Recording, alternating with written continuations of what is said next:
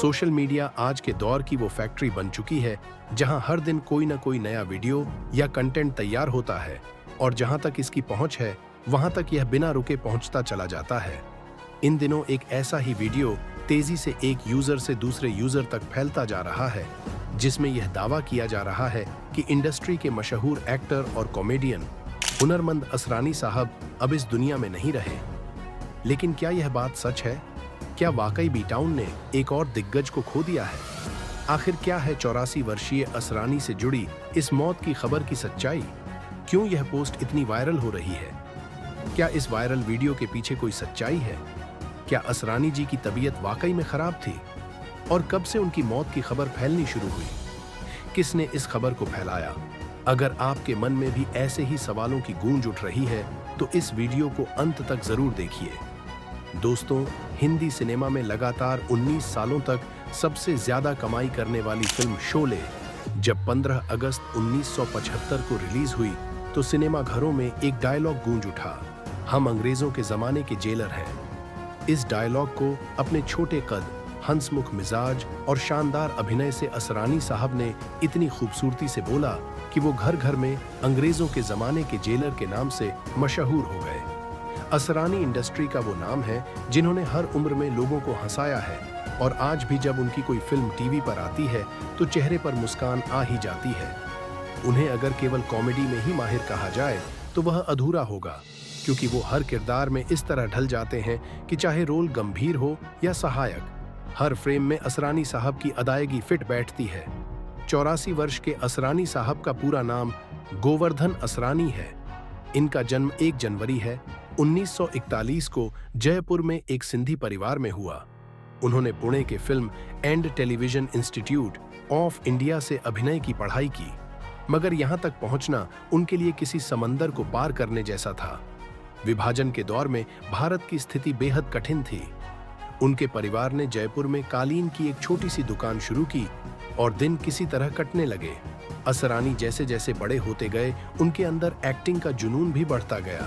हालांकि परिवार नहीं चाहता था कि वह इस लाइन में जाएं, इसलिए उन्हें दुकान संभालने के लिए बैठा दिया गया। लेकिन असरानी साहब ने हार नहीं मानी और घर से भागकर मुंबई आ गए। जैसा कि हर नए कलाकार के साथ होता है, उन्हें भी काफी संघर्ष करना पड़ा। काम नहीं मिला। फिर किसी ने उन्हें सलाह दी कि अगर एक्टर बनना है तो पुणे फिल्म इंस्टीट्यूट से डिप्लोमा करना जरूरी है। उन्होंने वहां एडमिशन लिया और 1967 में डिप्लोमा पूरा किया। इसके बाद वह फिर से काम की तलाश में निकल पड़े।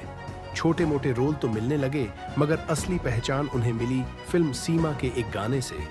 लेकिन जब यह गाना उनके परिवार ने सुना तो वे सीधा मुंबई पहुंच गए और बेटे को वापस ले गए। फिर भी असरानी साहब ने किसी तरह अपने घर वालों को मनाया और वापस मुंबई लौट आए। यहीं से उनका असली करियर शुरू हुआ। उन्हें बड़ा ब्रेक मिला आशिकेश मुखर्जी की 1969 में आई फिल्म सत्यकाम से। फिर 1971 की फिल्म गुड्डी में उनके कॉमिक रोल को जबरदस्त सराहना मिली और इसके बाद तो उन्हें एक के बाद एक फिल्में मिलती चली गईं। 1992 में उन्होंने कोशिश और चैताली में निगेटिव रोल किए और इन फिल्मों में भी उन्होंने तारीफें बटोरी।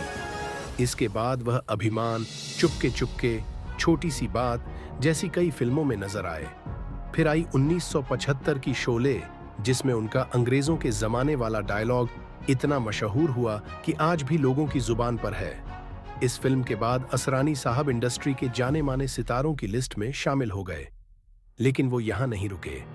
उन्होंने अभिनय के साथ साथ निर्देशन में भी हाथ आजमाया और 1977 में चला मुरारी हीरो बनने नामक सेमी बायोग्राफिकल फिल्म बनाई, जिसमें उन्होंने घर से भागकर ग्लैमर वर्ल्ड में आने वाले नौजवानों की जिंदगी को दिखाया।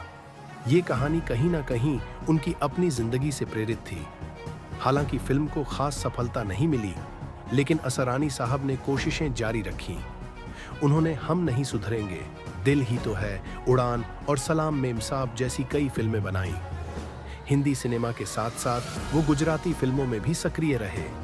उनकी कुछ फेमस और हिट फिल्मों की बात करें तो इनमें शोर, सीता और गीता, परिचय, बावर्ची, नमक हराम, अचानक, अनहोनी और मेरे अपने जैसी फिल्मों के नाम शामिल हैं। आपको यह जानकर हैरानी हो सकती है कि असरानी साहब अभिनय के साथ साथ बच्चों को पढ़ाते भी थे। जी हाँ, उन्होंने पुणे के फिल्म एंड टेलीविजन इंस्टीट्यूट में क्लासेस ली और वहाँ के स्टूडेंट्स के साथ अपने निजी अनुभव साझा किए। वो युवाओं को सिखाते थे कि कैसे अपने टैलेंट को बेहतर तरीके से पेश किया जाए। असरानी साहब ने अपने शानदार करियर में 151 से भी अधिक फिल्मों में काम किया है और इसी वजह से उनके फैंस की एक मजबूत फौज बन चुकी है। आज शायद ही कोई ऐसा शख्स हो जो असरानी नाम से वाकिफ ना हो, चाहे बच्चे हों या बुजुर्ग। 80, 90 या 21वीं सदी की फिल्मों के दर्शक, हर कोई उनकी एक्टिंग का कायल है। भले ही वो अब कैमरे और लाइमलाइट से थोड़े दूर हो, लेकिन जब भी नजर आते हैं उनकी एक झलक पाने के लिए फैंस की कतार लग जाती है। इसलिए जब सोशल मीडिया पर उनकी मौत की खबर वायरल हुई तो हर एक फैन दुखी हो गया। इंस्टाग्राम से लेकर यूट्यूब और फेसबुक तक एक पोस्ट ने हलचल मचा दी, जिसमें लिखा गया कि हिंदी सिनेमा के कॉमिक लीजेंड गोवर्धन असरानी अब इस दुनिया में नहीं रहे। 16 जुलाई 2025 को अपना UK0E1 अल्मोड़ा नाम के फेसबुक पेज ने लिखा, जन्म 1 जनवरी 1941, मृत्यु 15 जुलाई 2025। असरानी पंचतत्व में विलीन हुए, ओम शांति। इस खबर से फैंस में शोक की लहर दौड़ गई।